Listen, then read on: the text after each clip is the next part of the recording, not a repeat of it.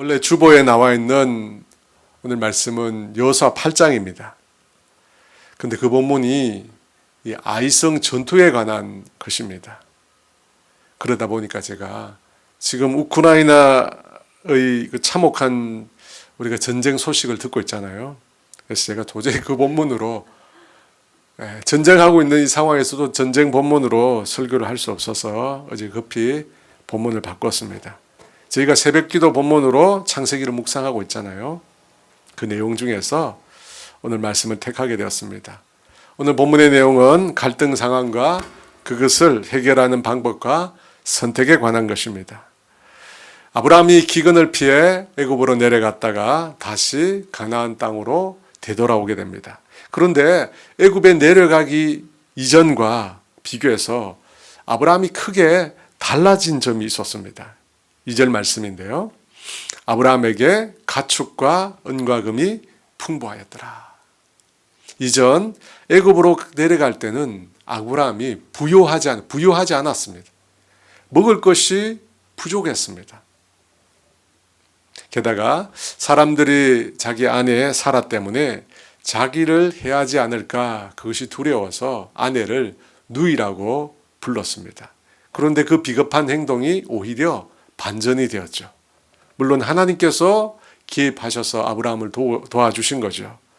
그 일로 아브라함은 애굽 왕 바로에게서 많은 소유를 얻게 됩니다. 그 결과 이제 많은 가축과 은금을 가진 부자가 되었습니다.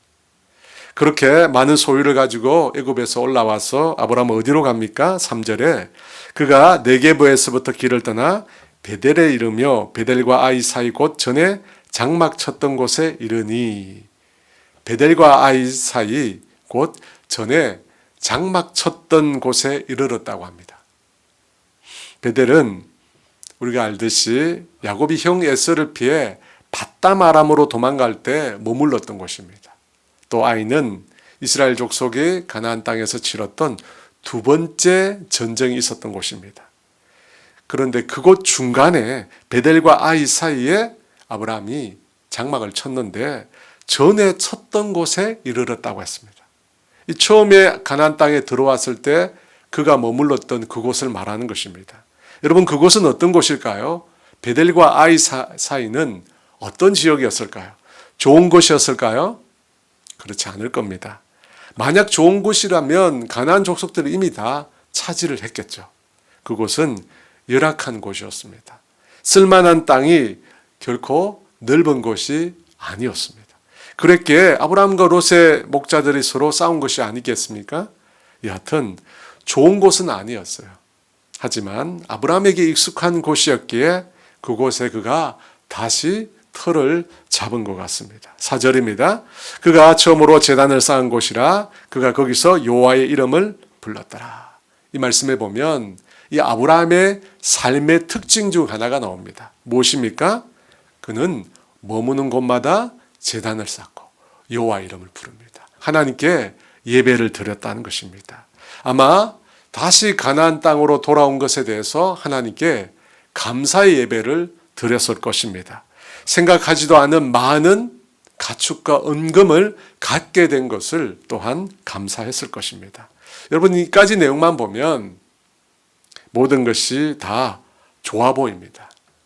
그런데 5절부터 다른 내용이 나옵니다. 아브라함의 일행 롯도 양과 소와 장막이 있으므로, 성경은 아브라함의 조카 롯을 언급하면서 아브라함의 일행이라고 하면서도 롯도 양과 소와 장막이 있었다고 합니다. 여러분, 일행이면 같이 다 함께 해야 하는 거 아닙니까? 그런데 롯의 것을 따로 구분하고 있습니다. 롯도 소와 양과 장막이 있었다고 합니다. 이것은 2절에 나오는 아브라함에게 가축과 은금이 풍부했다는 말과 묘한 긴장감을 줍니다. 아니나 다를까 6절에 이렇게 말합니다. 그 땅이 그들이 동거하기에 넉넉하지 못하였으니 이는 그들의 소유가 많아서 동거할 수 없었음이니라. 아브라함과 그의 조카 롯이 많은 소유로 인해서 처음 가나안 땅에 왔을 때와는 달리 그들이 거주할 땅이 함께 살기에 너무 좁은 곳이 되었다고 합니다. 소유가 많아서 이제 함께 동거할 수 없게 되었다고 합니다. 물론 얼마만큼 많은 소유를 가지고 있었는지는 알 수 없습니다. 다만 여러분, 많이 가졌다고 해서 함께 사는 것이 완전히 불가능하지는 않았을 것입니다. 문제는 많은 이 소유로 인해서 사람들의 마음에도 변화가 일어났기 때문입니다. 여러분, 우리 인간은 가진 것이 없으면, 전혀 없으면 서로 의지하고 서로 돕습니다. 그런데 자신의 것이 조금씩 생기기 시작하면 그때부터 다른 사람과 자신의 것을 비교합니다. 그리고 불평하기 시작합니다. 왜 그럴까요? 소유가 많아짐으로 인해서 우리의 마음도 부유해지기 때문입니다. 다르게 말하면 교만해진다는 거예요. 여러분, 사람들 마음이 다 그래요. 없을 때는 오히려 감사했는데, 조금 생기니까 비교하게 되고 더 갖고 싶고, 그런 마음이 생겨나는 것입니다. 여러분, 소유뿐만 아니라 지위도 마찬가지예요. 전혀 지위가 없을 때, 아무런 지위가 없을 때는 그저 감사하다가 지위가 높아지기 시작하면 다른 사람과 비교하면서 조금씩 불만이 생기고 욕심이 더 생겨나는 것입니다. 민수기 16장에 보면 이 고라 자손이 모세와 아론에게 반항하여 반란을 꾀합니다. 그들이 왜 무슨 이유로 모세와 아론을 거스르게 된 것일까요? 모세가 이렇게 말합니다. 민수기 16장 9절과 10절에 보면 이스라엘의 하나님이 이스라엘 회중에서 너희를 구별하여 자기에게 가까이 하게 하사 여호와의 성막에서 봉사하게 하시며 회중 앞에 서서 그들을 대신하여 섬기게 하심이 너희에게 작은 일이겠느냐? 하나님이 너와 내 모든 형제 레위 자손으로 너와 함께 가까이 오게 하셨거늘 너희가 오히려 제사장의 직분을 구하느냐? 여러분, 고라는 레위의 증손 고핫의 손자 이스할의 아들입니다. 레위 자손이에요. 고라는 레위 자손으로 하나님의 성막에서 봉사하는 거룩한 직분을 받았습니다. 그런데 어떻게 했다고 합니까? 하나님이 그들을 가까이 하나님을 섬기게 했는데 그들이 어떻게 되었다고 합니까? 백성을 대신해서 하나님의 성막을 섬기는 그 직분을 작게 여기게 되었다는 겁니다. 더 나아가 아론 자손이 담당하는 제사장 직분을 원했다는 것입니다.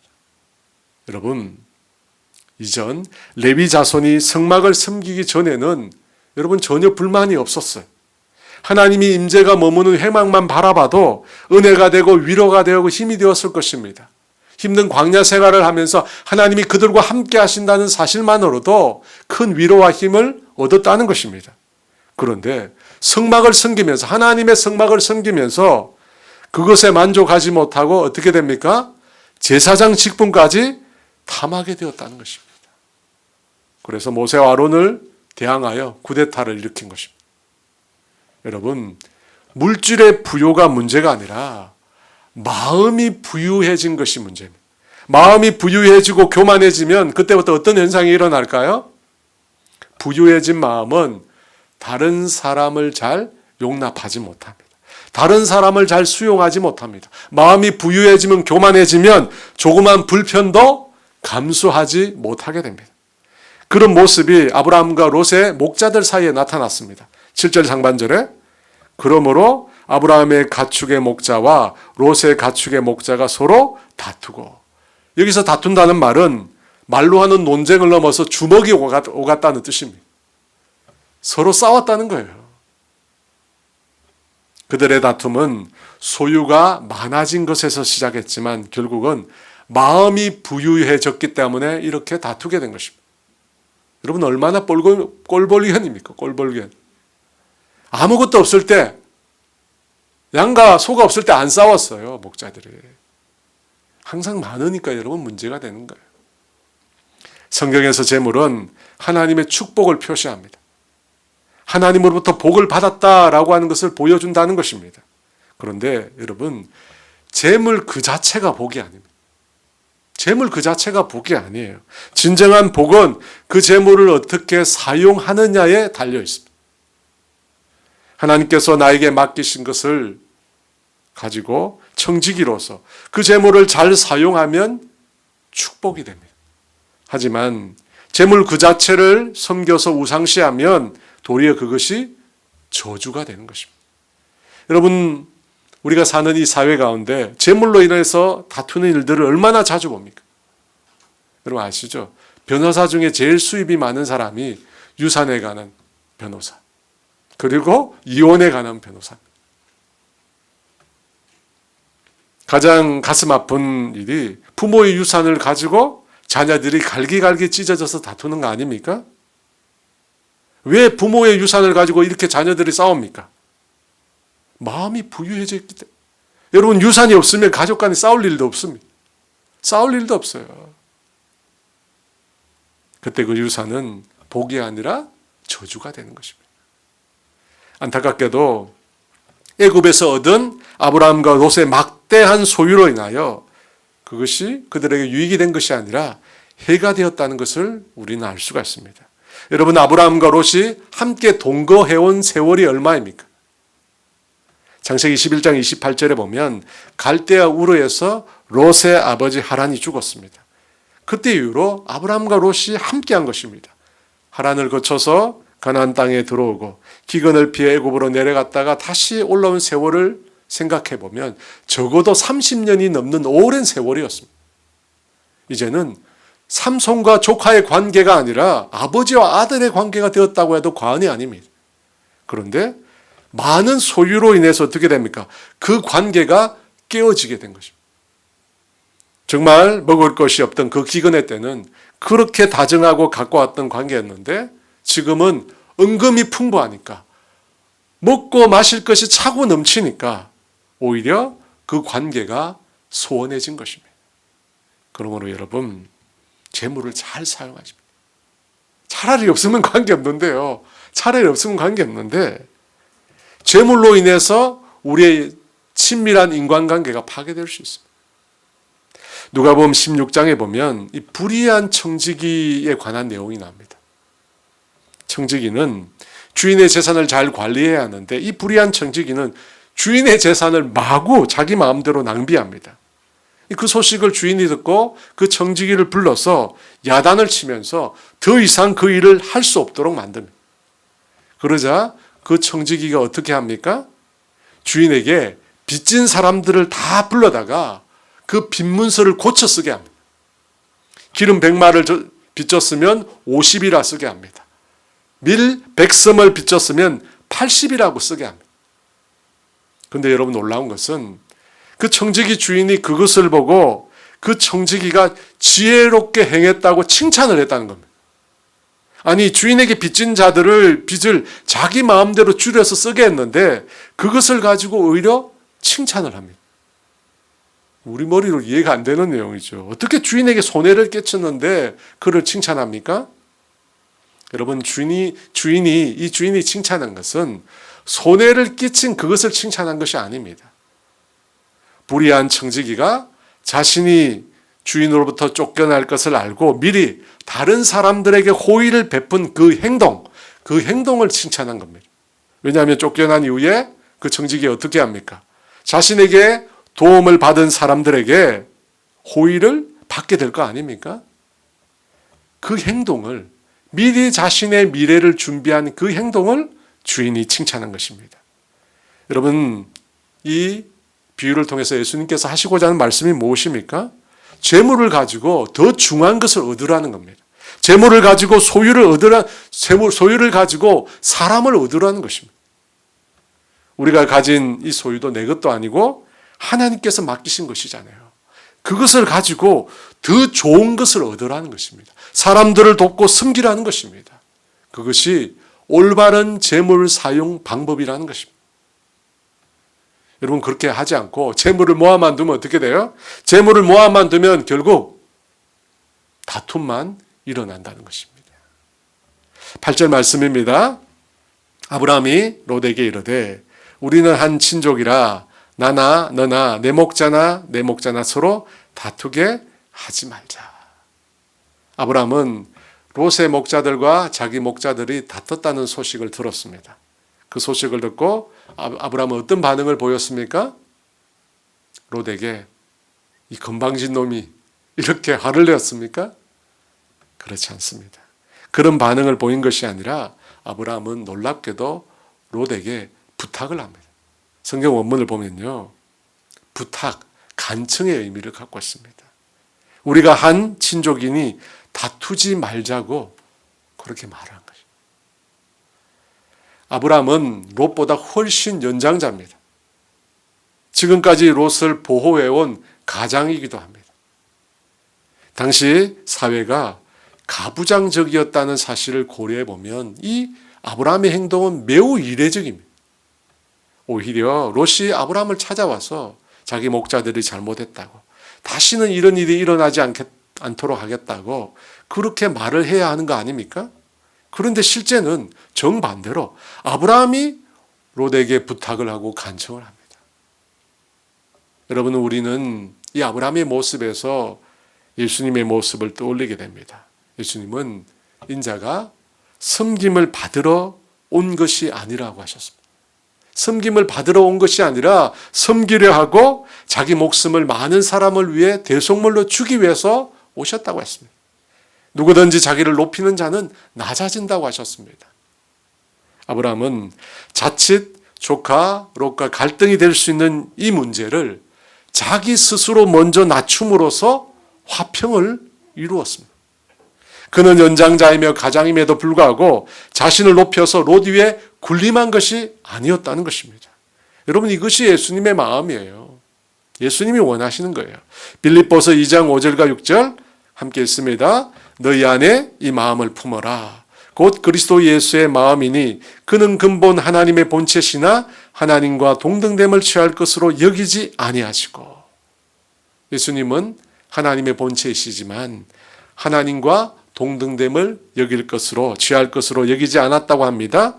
동일한 하나님의 영광을 가지고 계신 분이지만 도리어 자신을 비우고 종의 형체를 입어 낮아지셔서 죽기까지 복종하셨습니다.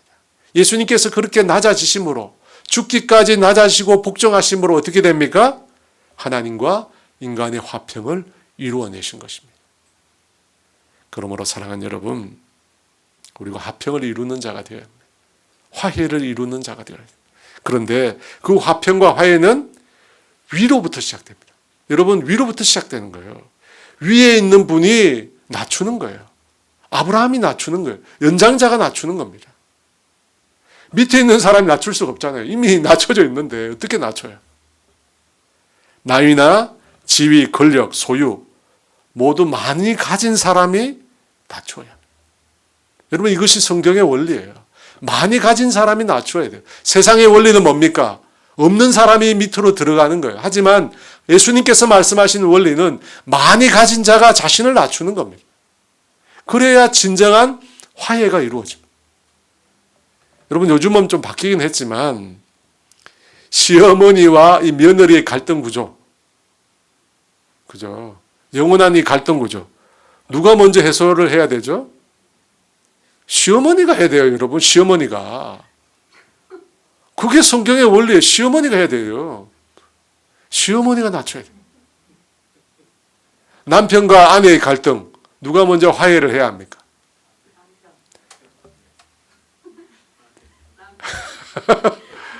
의견이 분분한데요. 잘못한 사람이 먼저 해요. 잘못한 사람이. 근데 제가 보니까 여러분, 대부분 목소리가 큰 사람이 먼저 해야 돼요. 집에서 목소리가 큰 사람이 권력을 가진 사람이에요. 그 사람이 먼저 해야 돼요. 여하튼 여러분, 아브라함은 화평을 만들었어요.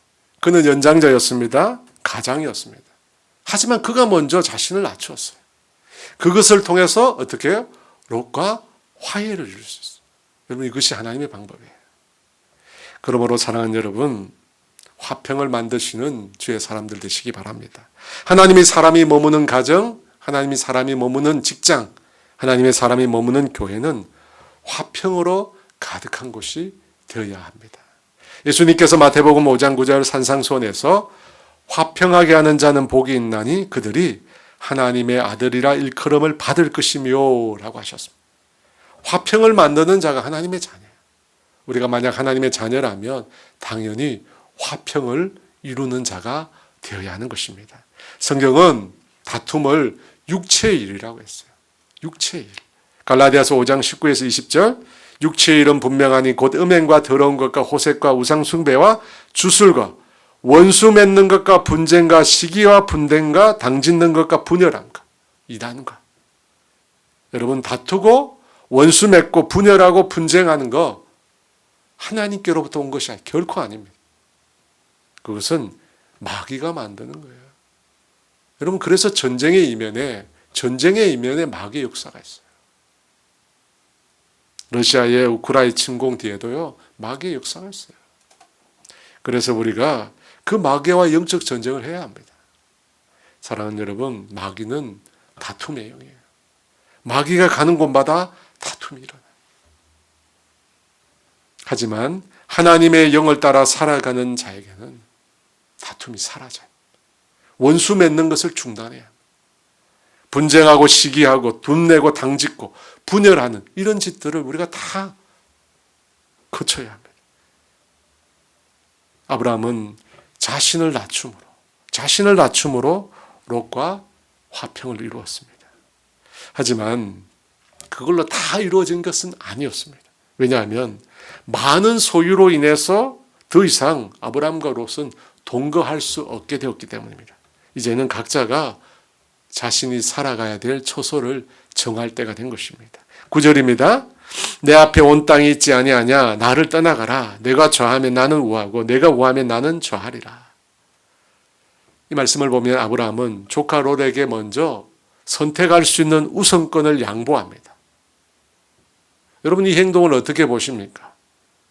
우리가 살고 있는 이 시대는 그럴 수도 있겠다 생각하지만 가부장적인 당시 사회에 비춰보면 여러분 있을 수 없어요. 누가 먼저 선택을 해야 합니까? 당연히 아브라함. 아마 대부분 그런 경험이 있으실 텐데요. 예전에 그랬잖아요. 아버지가 먼저 수저를 들어야 돼요. 여러분 그렇죠? 아버지가 먹기 전에 먼저 숟가락을 들면 혼납니다. 그런데 아브라함은 자신이 먼저 선택하지 않았어요. 아브라함은 선택권을 롯에게 양보합니다. 사랑하는 여러분, 할 수 있음에도 능력과 권리가 있음에도 자신의 순서를 양보하는 것. 여러분 우리는 이것을 뭐라고 부릅니까? 권리 포기라고 합니다. 내려놓음이라고 말하는 것입니다. 이것은 그리스도인이 이 땅을 살아가면서 반드시 추구해야 될 본질적인 가치입니다. 여러분 우리 신앙인들이 반드시 따라야 할 덕목이라는 것입니다. 내 것을 포기하는 것, 권리를 양도하는 것. 예수님은 그런 삶을 사셨습니다. 뿐만 아니라 예수님의 제자였던 사도 바울도 그런 삶을 살았습니다.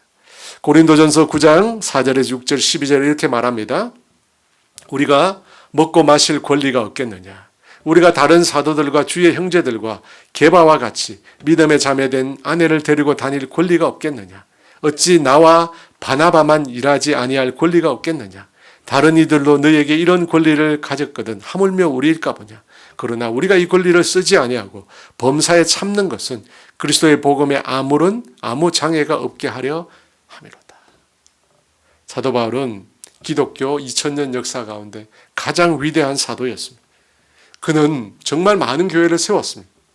수없이 많은 사람들을 그리스도께로 인도했습니다. 바울은 그리스도를 위하여 자신의 온 생애를 다 바쳤던 사람입니다. 그뿐만 아니라 그리스도를 위하여 수없이 매맞고 고통을 당했습니다. 그럼에도 바울은 자신에게 있는 이 권리, 권한을 사용하지 않겠다고 합니다. 여러분, 바울에게는 놀라운 영적 능력도 있었고요. 놀라운 영적인 권위도 있었어요. 신약성경 27권 중에 히브리서를 포함하면 14권을 바울이 적었습니다. 그런 위대한 사역자임에서도 바울은 자신의 권리를 주장하지 않겠다고 합니다. 왜 그렇습니까? 우리가 이 권리를 쓰지 아니하고 범사에 참는 것은 그리스도의 복음에 아무 장애가 없게 하려 함이로다. 복음을 위해서, 복음을 위해서 자신의 권리를 포기하고 있습니다. 그러므로 여러분, 우리가 예수님을 믿고 따른다, 내가 예수님을 믿고 따른다 말할 때는 자신의 권리를 포기할 수 있어요. 자신이 누릴 수 있는 이익을 포기할 수 있어요. 손해를 감수할 수 있어야 한다는 겁니다. 여러분, 이것이 그리스도인들에게서 많이 사라졌어요. 여러분, 우리가 누릴 수 있는 권한, 권리, 이익 이런 것들을 예수 믿는 사람은 포기할 수 있어야 돼요. 그런데 그렇지 못해요. 다른 사람에게 양보만 하고 자기 권리 포기하고 우선권 내려놓고, 과연 이런 생각들이 우리 사회에 적합한가? 이 무한 경쟁의 시대에 권리 포기, 내려놓음 이런 거 합당한가? 그런 의문이 들 수 있습니다. 그럼에도 우리가 믿는 예수님은 그런 삶을 사셨어요. 자신의 모든 권리를 포기하셨어요. 하나님의 아들로서, 하나님으로서의 모든 권한을 내려놓고 낮고 천한 곳으로 예수님 오셨어요. 신구약 성경에 있는 모든 믿음의 사람들은 복음을 위하여, 하나님 나라를 위하여 자신의 권리를 아낌없이 포기했습니다. 그들이 그렇게 할 수 있었던 이유가 뭡니까? 하나님을 신뢰했기 때문이죠. 하나님을 신뢰했기 때문에. 사랑하는 여러분, 더 이상 예수 믿는 사람들이 자기 이익에만 몰두하는 자다, 이렇게 여겨져서는 안 됩니다. 더 이상 기득권으로 자기 배만 채우는 그런 계층이다, 이렇게 여겨져서 안 됩니다. 여러분, 그러면 소망이 없어요. 우리가 소망이 없습니다. 진리의 문제가 아니라면 우리는 양보할 줄 알아야 합니다. 자신의 권리를 포기할 줄 알아야 합니다. 저는 예수 믿는 우리들이 할 수 있음에도, 권리가 있음에도 자신의 것을 포기하는 내려놓음의 삶을 살았으면 좋겠습니다. 여러분, 우리가 그렇게 살면, 예수 믿는 사람이 이 세상에서 그렇게 살면 세상이 달라질 거예요. 문제는 포기하지 않는다는 거예요. 악착같이 내 권리를 주장한다는 것입니다. 여러분, 우리는 창조론을 믿습니다. 진화론은 거짓이라고 믿습니다. 진화론에서 말하는 것이 무엇입니까? 적자 생존, 약육 강식입니다. 그런데 우리가 동일한 세상의 방식을 따른다면, 여러분, 우리는 입으로는 창조론을 말하면서 삶으로는 진화론을 추구하는 것과 똑같습니다.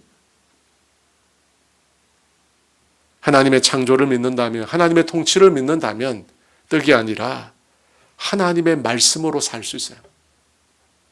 예수님처럼, 바울처럼, 아브라함처럼 양보하고 희생하고 포기할 줄 알아야 돼요. 여러분, 그럴 때 비로소 진정 주님의 말씀대로 살 수 있는 것입니다. 할 수 있음에도, 권리가 있음에도 내가 가진 것을 당연시하지 않는 태도, 여러분, 이것이 정말 우리에게 오늘 이 시대에 필요한 태도입니다. 우리가 그렇게 살아가면 세상은 그리스도인 안에서 예수님을 발견하게 될 것입니다. 그런 삶을 도전하시는 저와 여러분 되기를 원합니다. 아브라함으로부터 선택의 우선권을 부여받은 롯은 그 다음 어떤 선택을 합니까? 10절 11절입니다. 이에 롯이 눈을 들어 요단 지역을 바라본 적 소알까지 온 땅에 물이 넉넉하니 여호와께서 소돔과 고모라를 멸하시기 전이었으므로 여호와의 동산 같고 애굽 땅과 같았더라. 그러므로 롯이 요단 온 지역을 택하고 동으로 옮기니 그들이 서로 떠난지라. 롯은 요단을 선택했습니다. 요단은 어떤 땅이라고 합니까? 그 땅에 물이 넉넉했다고 합니다. 여호와의 동산 같고 나일강이 있어서 풍요로웠던 애굽 땅과 같은 곳이라고 합니다. 이렇게 보면 롯이 요단을 선택한 것은 당연한 선택입니다. 유목민에게 있어서 소와 양을 먹일 수 있는 좋은 풀과 물은 결코 양보할 수 없는 선택의 조건이기 때문입니다. 그런데 여러분, 아브라함의 눈에는 그 요단 들녘이 안 보였을까요? 그의 눈에도 똑똑히 그 들녘이 다 보였을 것입니다. 그럼에도 아브라함은 자신의 우선권을 포기하고 롯에게 양보를 했습니다. 어떻게 그럴 수 있었을까요? 좋은 땅보다 맑은 물보다 자신을 부유하게 하실 분은 하나님이라고 믿었기 때문입니다.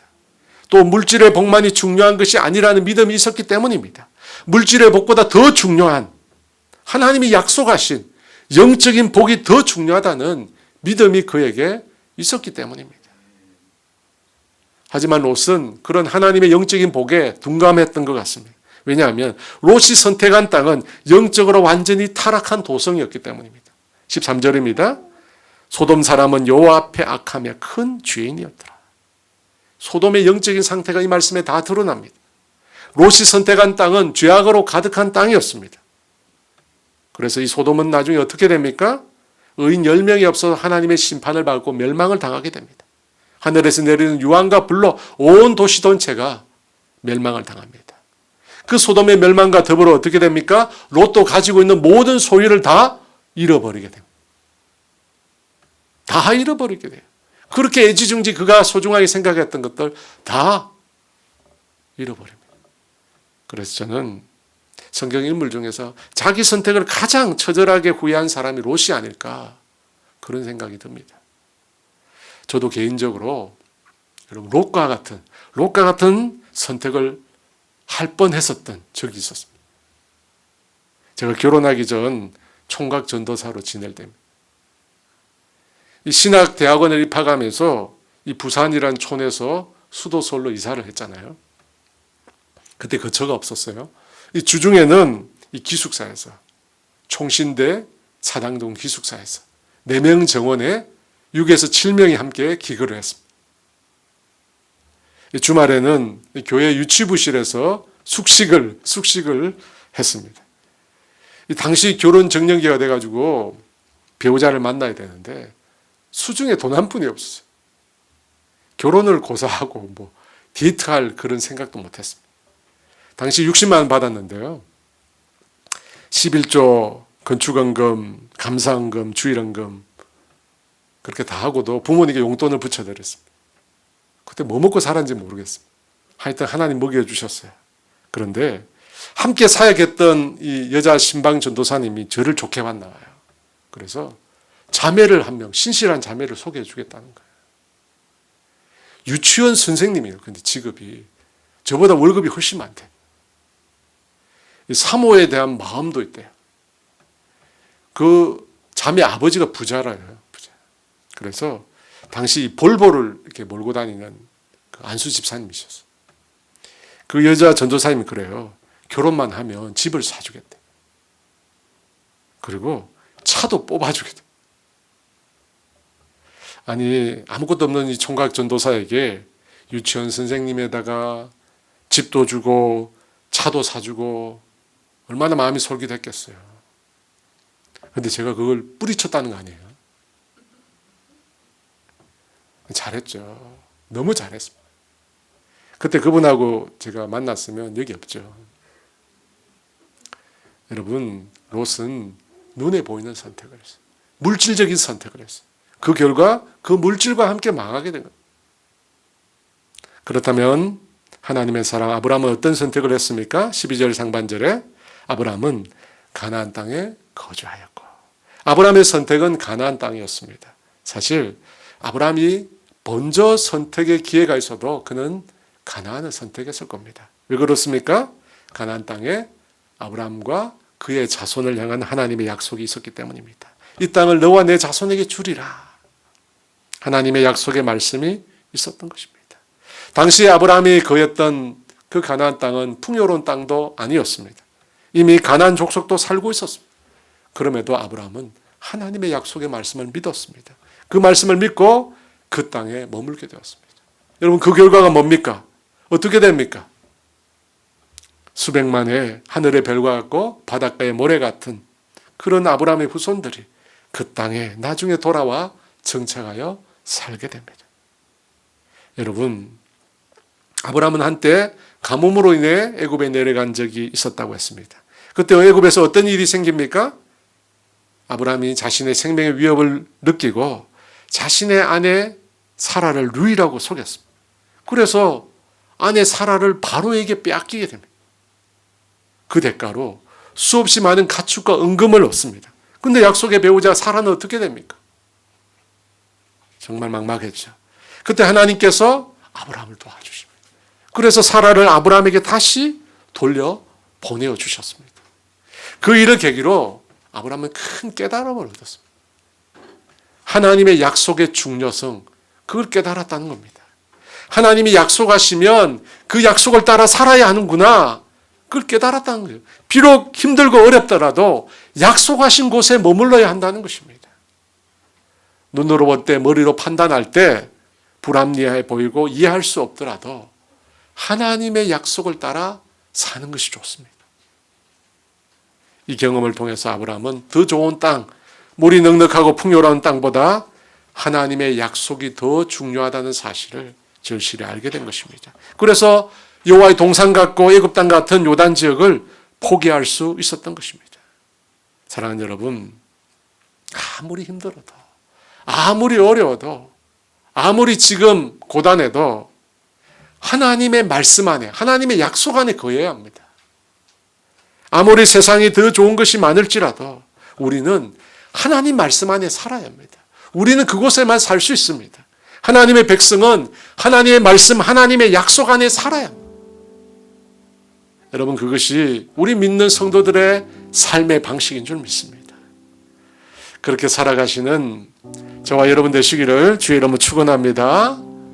우리 함께 낮엔 해처럼 밤엔 달처럼 함께 찬양 드리겠습니다. 낮엔 해처럼 밤엔 달처럼 그렇게 살 순 없을까? 욕심도 없이 어두운 세상 비추어 온전히 남을 위해 살듯이 나의 일생에 꿈이 있다면 이 땅에 빛과 소금 되어 가난한 영혼, 지친 영혼을 주님께 인도하고픈데 나의 욕심이 나의 못난 자가 언제나 커다란 짐되어 나를 짓눌러 마음을 곤곡해 하니 예수여 나를 도와주소서.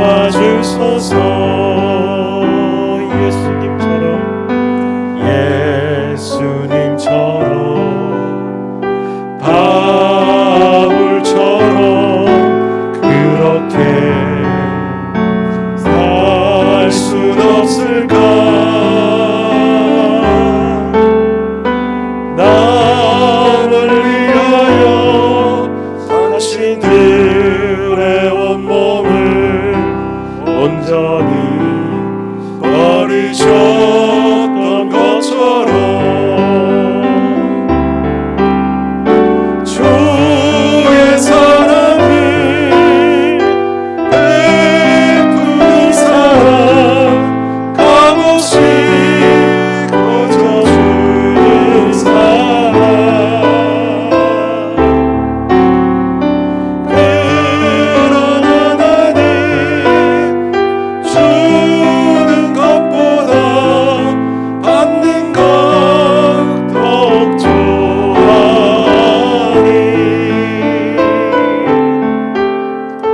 나의 입술은 주님 닮은 듯하나 내 마음 아직도 주와요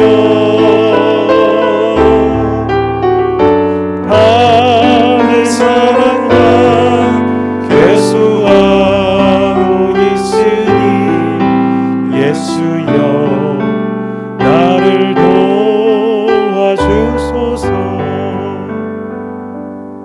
말씀을 생각하면서 함께 기도하기를 원합니다.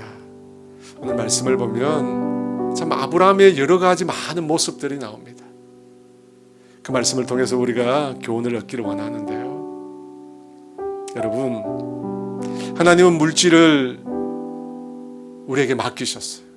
우리 게 아니에요. 우리 게 아닙니다. 청지기로 우리에게 맡겨주신 겁니다. 어떻게 해야 되죠? 하나님 주신 목적대로 그걸 사용해야 돼요. 여러분, 재물을 모아두기만 하면 반드시 다툼이 생겨요. 반드시 다툼 생깁니다. 내 자녀는 그렇지 않을 거야. 천만에요, 여러분. 여러분, 주신 것으로 주님을 위하여, 복음을 위하여, 영혼을 위하여 아낌없이 사용하시기 바랍니다. 그런 삶을 살게 해달라고 기도하시고요. 두 번째로, 여러분, 우리가 화평을 이루는 자가 돼요. 화평을 이루는 자. 하나님의 자녀는 화평을 이루는 자입니다. 여러분, 그렇게 하기 위해서 어떻게 해야 합니까? 낮춰야 돼요. 낮추지 않으면, 자기를 낮추지 않으면 화평을 이룰 수가 없습니다. 하나님, 내가 화평을 이루는 자가 되게 해주세요. 나 자신을 먼저 낮추어서, 여러분, 가진 자가 낮춰야 돼요. 낮춰서 화평을 이루는 자가 되게 해주십시오. 세 번째로, 하나님, 양보하는 삶을 살게 해주세요. 우리가 양보하면 세상의 방식을 거슬러 살아가는 것입니다. 자기 유익을 위해 목숨을 거는 이 세상 가운데 권리를 포기하는 삶, 여러분, 이것은 바로 예수 믿는 자의 삶입니다. 여러분, 성경은 롯을 기억하고 있지 않습니다. 아브라함을 기억해요. 왜? 그가 양보했기 때문에, 그가 자신의 것을 포기했기 때문에 아브라함을 기억하고 있어요. 그리고 그 아브라함을 하나님께서 믿음의 조상으로 그의 인생을, 그의 자녀들의 인생을 복되게 하지 않았습니까? 포기하는 자, 믿음으로 살아가는 자, 하나님을 의지하고 살아가는 자, 하나님 그 자를 복되게 하는 것입니다. 그래서 하나님, 내가 양보하며 살게 해주세요. 포기하며 살게 해주세요. 네 번째로, 눈에 보이는 대로 살지 않고 약속의 말씀을 따라 살아가게 해달라고. 약속의 말씀이 머무는 곳에 주님, 내가 머물러 살게 해달라고.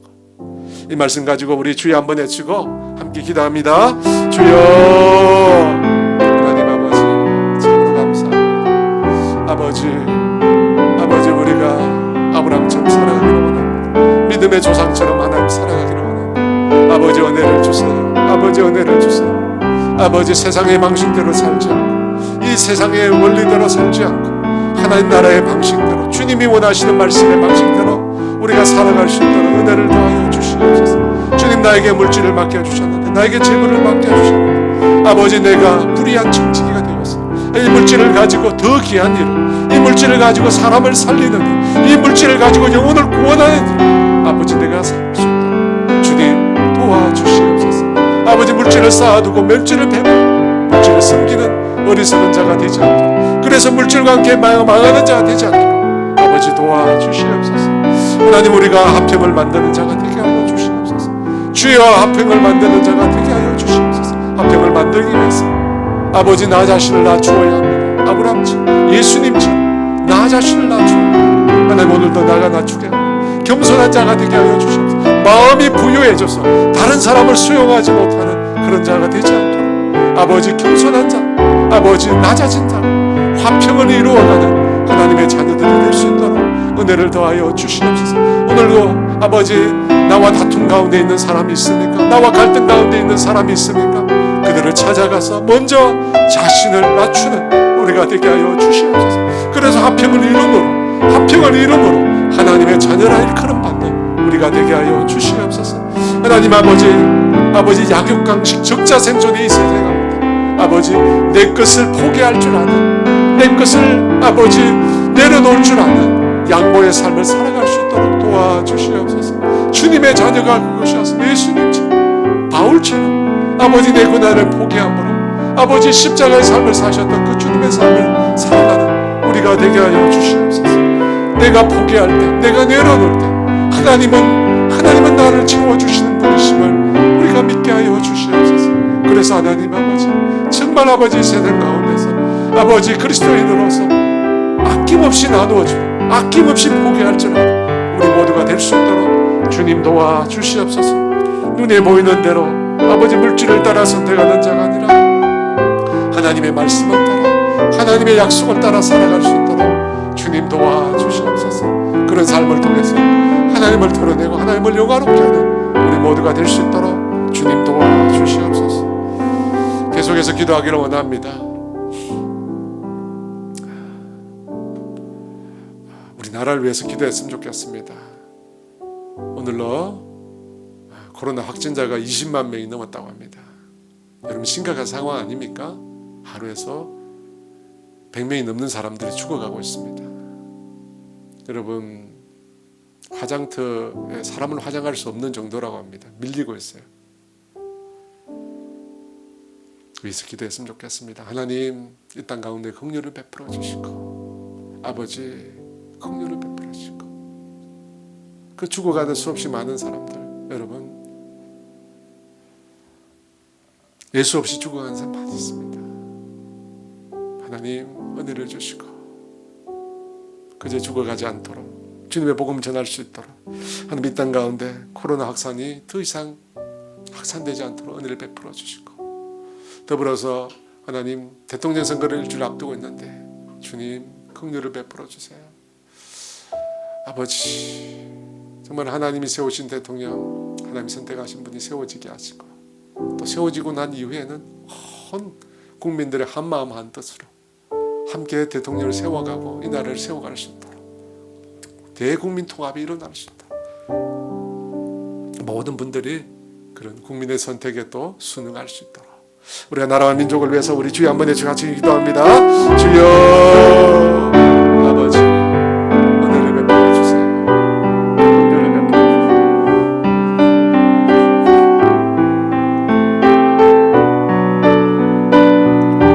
아버지 도와주시옵소서.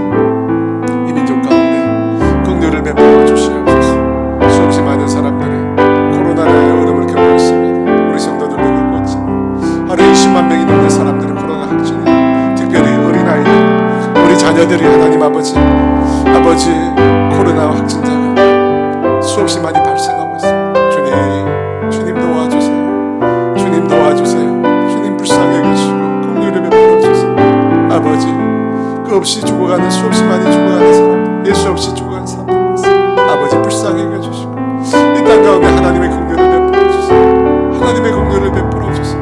아버지 긍휼을 베풀어 주세요. 주여 아버지 도와주시옵소서. 아버지 이 나라의 민족을 불쌍히 여겨주시고 아버지 다음 주에 있을 대통령 선거 가운데 주님이 함께하여 주세요. 주의 성령님 함께하여 주세요.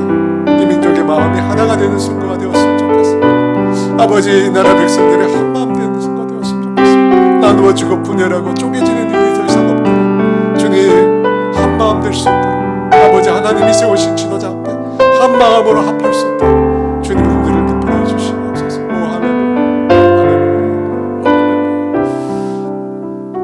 마지막으로 우크라이나 땅을 위해서 기도했으면 좋겠습니다. 여러분 보셨지만 민간인 지역 우크라이나의 제일 큰 수도와 두 번째 도시 민간인 지역에도 동시다발적으로 폭탄들이 떨어지고 있습니다. 많은 아이들이 생명을 잃고 있고요. 그 전쟁의 공포 가운데 많은 사람들이 정신적으로 고통 가운데 있습니다. 여러분 그 땅을 위해서 기도합시다. 분열과 전쟁은 하나님이 하신 것이 아닙니다. 그 뒤에 역사하는 마귀의 모든 세력을 주님 몰아내 주시고 주님 그 땅 가운데 평화가 임할 수 있도록 그 땅 가운데 아버지 하나님의 평화가 임할 수 있도록 모든 전쟁이 그쳐지게 하시고 하나님의 통치와 다스림이 그 땅 가운데 나타날 수 있도록 우리 우크라이나 땅을 위해서 우리 주여 한번 기도합니다. 주여 아버지 그 땅 가운데 함께 해주세요. 성령님 임하여 주세요. 아버지 정부의 소용돌이 가운데 수없이 많은 사람들이 고통 가운데 죽어가고 있습니다. 우리 아이들이 죽어가고 있습니다.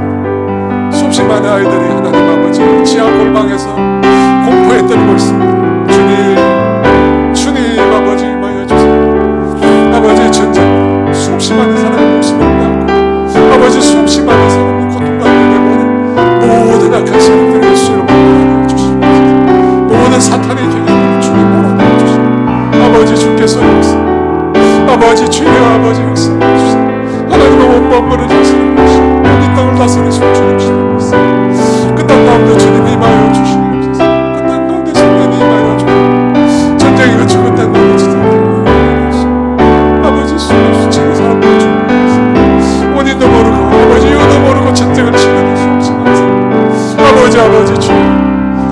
사람들이 야욕 때문에 수없이 많은 사람들이 주여 불쌍히 주시오. 그 땅 가운데 주님 임하여 주시오. 전쟁이 끊어지 마시오. 전쟁이 사라지 마시오. 아버지 주여, 아버지 그 땅 가운데 그리스도의 아버지 임하여 주세요. 아버지 임하여 주세요. 성령 임하여 주세요.